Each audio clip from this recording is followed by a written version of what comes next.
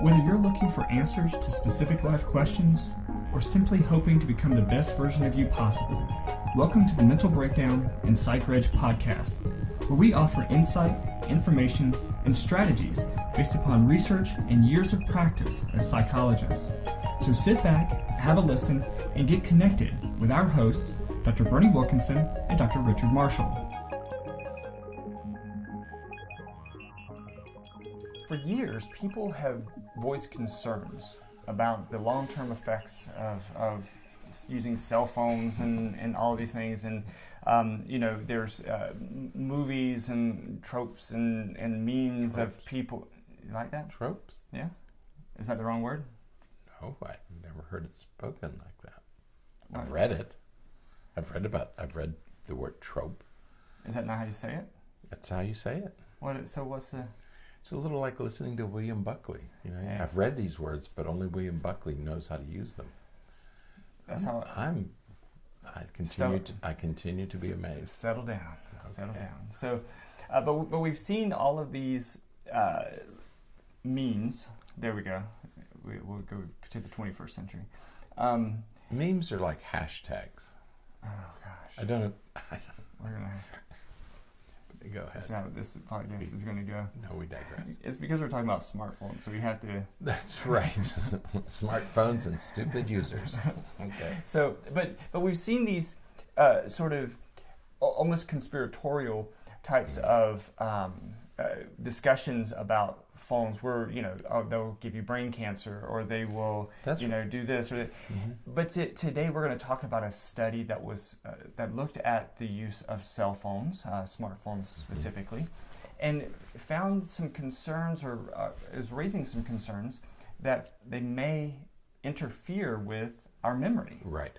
Especially with teenagers. Right, teenage memory. I remember when the whole cancer thing first came out, that there's something about the radio frequencies coming out of they emanate from phones. Mm-hmm. Okay, you're not supposed to stand near a microwave oven either. Right. If you have a pacemaker, you can't stand. You can't even be in the same room as a microwave. So there's something about these radio frequencies that have had people concerned.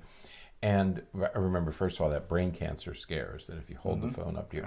Also putting it in your pocket and, reproductive functions. And but then this article pops up and there's this research study.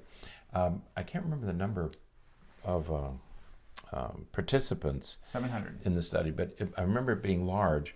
And it's also, they ranged in age from 12 to 17. Right. So they were targeting teenagers in this study because teenagers are the heaviest users of these technologies. And so it's 700 people in the study ranging in age from 12 to 17. Right. Mm-hmm. And they were looking at their cell phone use, and they found a relationship between smartphone use, and some memory difficulties. Right. And interestingly, we don't want our kids to be texting all the time, but maybe they should be texting because texting is safer than holding it up to your head. Right. According to the study, right? According to the study, I tend to use my phone in the car. You have to be careful when you do. But even when I'm at home, I tend to use my phone, and I do hold it up to my head.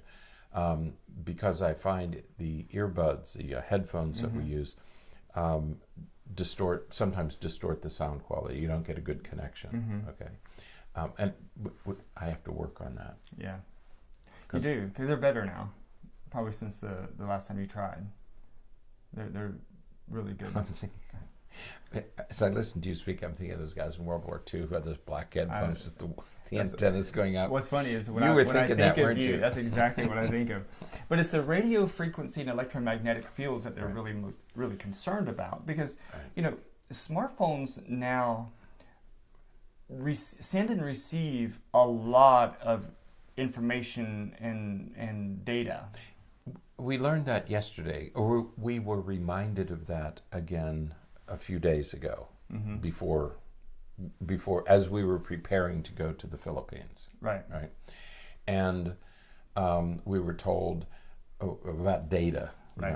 And you realize again that these phones are always receiving information. Right. Whether we don't think about it, but they're Right. always receiving, and they're always emanating information. They're always sending information out. Right. And that in those little frequencies, called radio frequencies, are going into your head, Right. are going into your brain. And the question is it causing? Are they causing? You can't see them, but Marie Curie couldn't see radioactivity, Right. but it was causing a lot of damage. She carried those things around in her lab coat and died of cancer. Are radio frequencies doing the same thing? Right. So, and again, I mean, they had 700 participants. So yes, this is a good sample size. Right. But more research is needed. Right.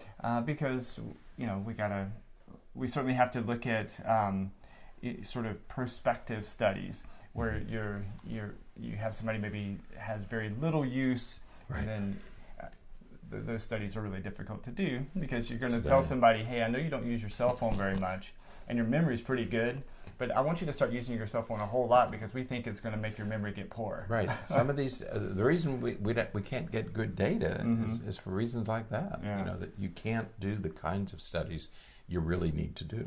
The kind of studies that would be needed to create that causal link. You just can't do those studies. Can't do it. And so what you have to do is you have to ask people whether they're light, moderate, or heavy users, and then you correlate with self-report. Right. So it's all always correlational data. Right.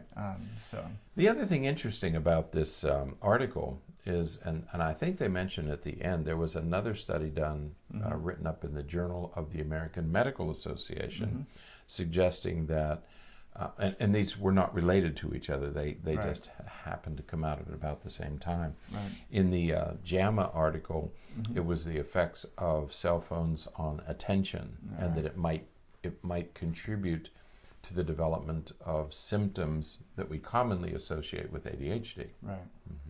But again, be careful. Yeah. Because a person with ADHD may be more distractible and more likely to use it. Right.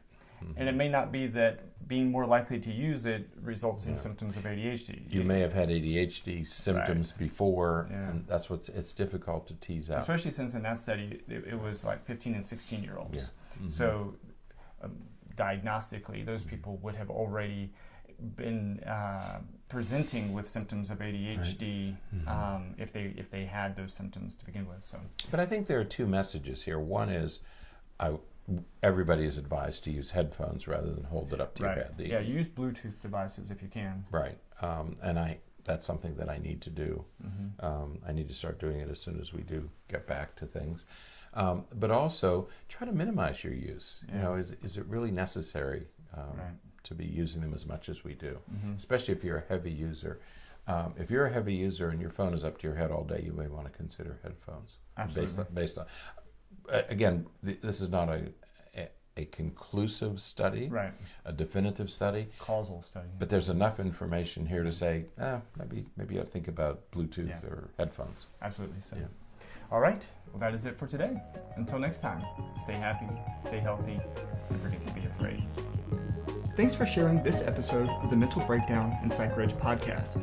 Be sure to check out the show notes for links to follow us on Twitter and subscribe to our YouTube channel, where you will find all of our previous podcasts and much more. We would be honored if you would become a patron through patreon.com, where any donation you can manage will go to the development and creation of more content. Just visit patreon.com/thementalbreakdown for more information. Thanks again for listening. Have an awesome day, and we look forward to being back in your feed tomorrow morning.